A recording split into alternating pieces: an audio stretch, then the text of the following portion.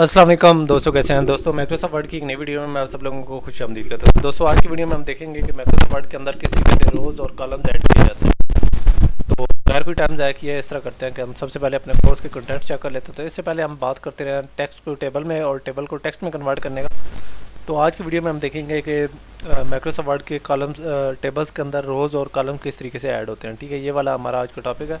तो बगैर कोई टाइम ज़ाया कि हम अपनी वीडियो की तरफ बढ़ते हैं। तो सबसे पहले मैं माइक्रोसॉफ्ट वर्ड की डॉक्यूमेंट ओपन कर लेता हूँ, जिसके अंदर हमारा एक टेबल बना हुआ है। ठीक है, और इसके अंदर हम लोग इस तरह करेंगे कि कुछ रोज़ और कॉलम्स ऐड करेंगे। तो सबसे पहले मैं आप लोगों को दिखा दूँ कि रोज़ और कॉलम्स ऐड करने के दो तरीके हैं या रिमूव करने के। एक तो है कि हम राइट क्लिक करके insert column to the right, ठीक है, या insert column to the left. ठीक है, इस तरीके से हम लोग अपने कॉलम वगैरह ऐड कर सकते हैं। और उसके अलावा राइट क्लिक करके हम डिलीट कॉलम के टेबल ऑप्शन को यूज़ करके अपने यूज़ कर सकते हैं। इसके अलावा हमारे पास बहुत सारे ऑप्शन है। उसका तरीका ये है कि हम लेआउट में जाएंगे। ये वाली कमांड्स हमारी रह गई थी, तो इस तरह कर लेते हैं कि इंसर्ट अबव वाले को क्लिक करेंगे तो इस रो के ऊपर एक रो बन जाएगी।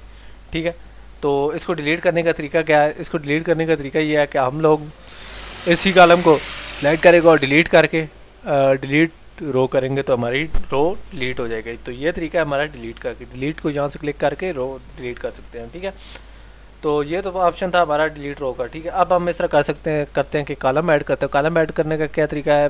तो इंसर्ट राइट, ठीक है, यानी राइट साइड पर करना तो right, insert left, left side पर करना तो लेफ्ट। ठीक है, तो हम राइट साइड पर करेंगे तो इंसर्ट राइट को क्लिक करूँगा तो राइट साइड पर एक कॉलम बन जाएगा। ठीक है, और ये कॉलम अगर आपने सेलेक्ट किया हो तो इसके ऊपर ये देखें एक प्लस का साइन आ रहा है। ये प्लस का साइन क्यों आ रहा है? ये नया कॉलम ऐड करने के लिए। तो ये एक तरीक़ाकार है एक और कॉलम ऐड करने का। ये देखें जिस साइड पर आपने करना है उस साइड से आपको एक प्लस का साइन आ जाएगा। ठीक है, तो ये एक तरीक़ाकार है हमारा कॉलम्स ऐड या रिमूव करने का। ठीक है, तो मैं इस तरह कर लेता हूँ कि जो हमारा एक कॉलम आया था, ठीक है, एक्स्ट्रा कॉलम आया था, वो उसको मैं डिलीट करता हूँ। तो डिलीट करने का क्या तरीका है? Delete column.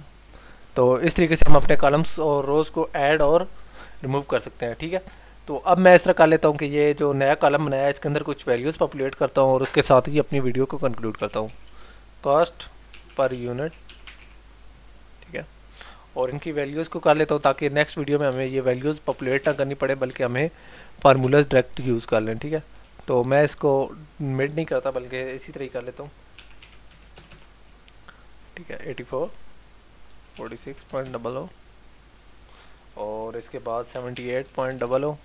ठीक है, उसके बाद हमारे पास जनाब आ जाता है 15.00। उसके बाद हमारा पास आ जाता है जनाब 65.00। उसके बाद हमारे पास आ जाता है 45.00 और उसके बाद हमारे पास आ जाता है 1.2.00 और उसके बाद 23.00।